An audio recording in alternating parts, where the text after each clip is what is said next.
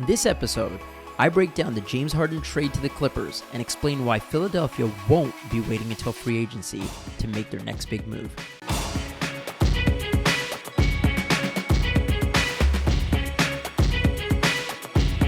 James Harden has finally been traded to the Los Angeles Clippers and lands with his fourth team in 4 years. In this trade, we saw Philadelphia send out James Harden, PJ Tucker, and Filip Petrusev to the Clippers in exchange for the 4 expiring contracts of Marcus Morris, Robert Covington, Nicholas Batum, and KJ Martin.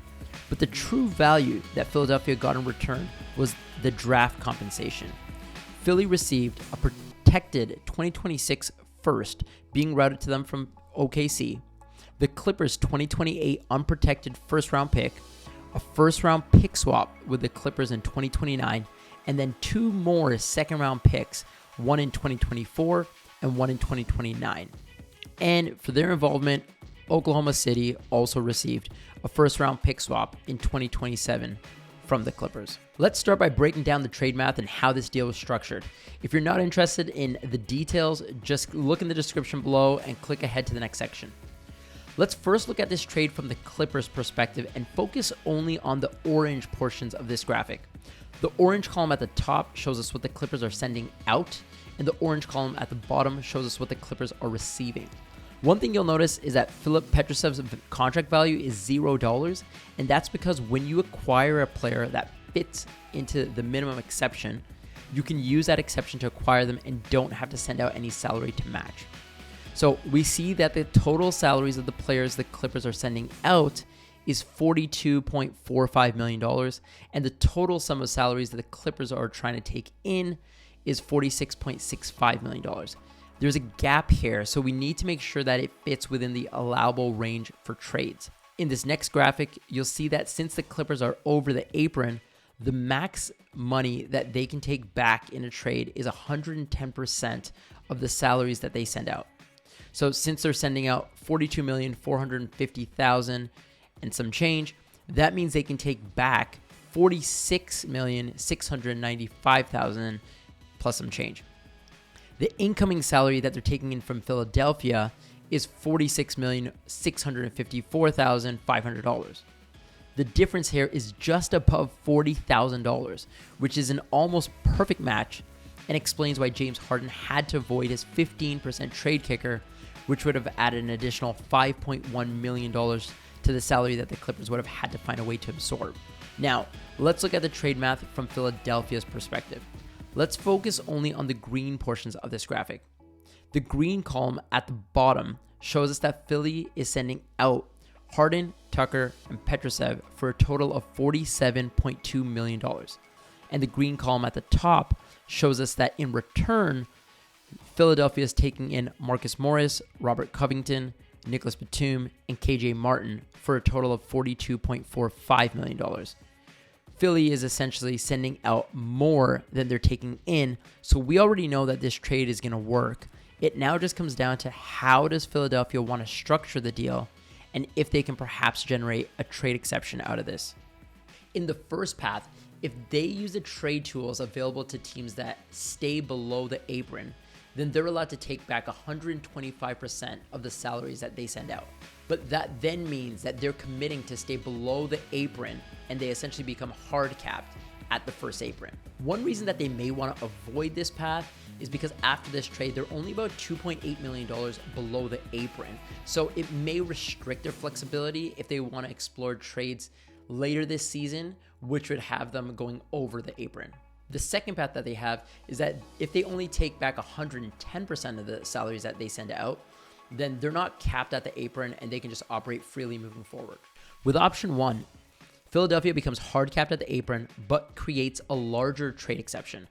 Basically, they'd use Harden's salary at 125%, and everyone from the Clippers that they're taking back essentially fits within that. They then trade away PJ Tucker for nothing and trade Petrusev away for nothing, which creates 2 trade exceptions for them. Those trade exceptions would be the equivalent of what those players' salaries were. So they would create an $11 million trade exception for PJ Tucker and a $560,000 trade exception for Filip Petrusev. In option 2, Philadelphia would only take back 110% of the salaries that they send out. They wouldn't become hard capped. However, they would create a smaller trade exception. So in this scenario, Philadelphia would combine PJ Tucker and Filip Petrusev's salaries. 110% of those salaries allows them to take in $12.7 million. And with that, they can acquire Nick Batum's $11.7 million. Then they will use the $2.5 million trade exception that they already had from when they traded Matisse Thybulle to Portland back in February to acquire KJ Martin's $1.9 million. And lastly, they'll then use James Harden's salary straight up to take in Marcus Morris and Robert Covington. Because they didn't aggregate Harden's salary, the difference between Harden's salary and the amounts of Marcus Morris and Robert Covington's salaries turns into a trade exception for Philadelphia. That would create a trade exception worth about $6.8 million. Now, some other important takeaways from this trade. Philadelphia waived Danny Green in order to open up a roster spot to facilitate this trade. Danny Green would have had $500,000 guaranteed to him on opening night, but the day before, Philadelphia and Danny Green agreed to terms to change that amount down to $200,000. So Philadelphia will take a $200,000 dead salary cap hit on their cap sheets. And as mentioned earlier, Philadelphia will create a trade exception from this trade, but the amount is still to be determined. It'll either be worth about $11 million and Philadelphia will be hard capped at the first apron, or that amount will be worth about $6.8 million and they won't be hard capped. Now let's look at the luxury tax implications from this trade. Before this trade, the Los Angeles Clippers were looking at a tax bill of around $99.3 million. That's increased after this trade to about $128.4 million. It went up just over $29 million. From Philadelphia's perspective, their projected tax bill dropped from $19.8 million down to about $6.4 million. It reduced by about $13.4 million. Philadelphia is now only $4.8 million over the tax line for this season, and I expect them to try to make another move later on to get below the tax line. I think it's also important to note that the Clippers gave up some significant draft compensation in this trade, so I think that only adds additional pressure on them to recommit to Kawhi Leonard and Paul George with a long-term extension. Paul George and Kawhi Leonard, they can sign extensions anytime from now up until June 30th. From Philadelphia's perspective, they're now projected to have about $56 to $63 million in projected cap space for next offseason. The big variable there is going to be Paul Reed's $7.7 million contract. It becomes fully guaranteed if Philadelphia makes a second round of the playoffs this year. We also saw Philadelphia pick up Jaden Springer's fourth-year team option, which is worth about $4 million. Some of the top free agents this coming offseason are Pascal Siakam, DeMar DeRozan, Klay Thompson, OG Anunoby, Emmanuel Quickley, Buddy Hield, and other potential free agents, if they decline their options, would be LeBron James, Paul George, Kawhi Leonard, and Drew Holiday, all of whom have player options. Now, everyone's talking about how Philadelphia is preparing to use cap space this offseason, but after this trade having taken place so early in the season, I think it actually opens up another path for them, and one that comes with some additional incentives, and that's for them to explore a trade instead of waiting for the offseason to utilize cap space. Since this trade took place now, they can wait the required 2 months and then repackage these same players, the Robert Covington, Marcus Morris, Nicholas Batum, KJ Martin. They can repackage these players in a trade in 2 months and try to make a play to acquire another star to add to this team. And personally, I think that this is bad news for the Toronto Raptors specifically, because I think that Philadelphia's number one target is probably going to be Pascal Siakam. Now, the main reason that Philadelphia may want to consider this path to trading for a player like a Pascal Siakam instead of just waiting for the offseason is because if they acquire a player like Siakam via trade, then they can operate over the cap this offseason. And that comes with some significant advantages.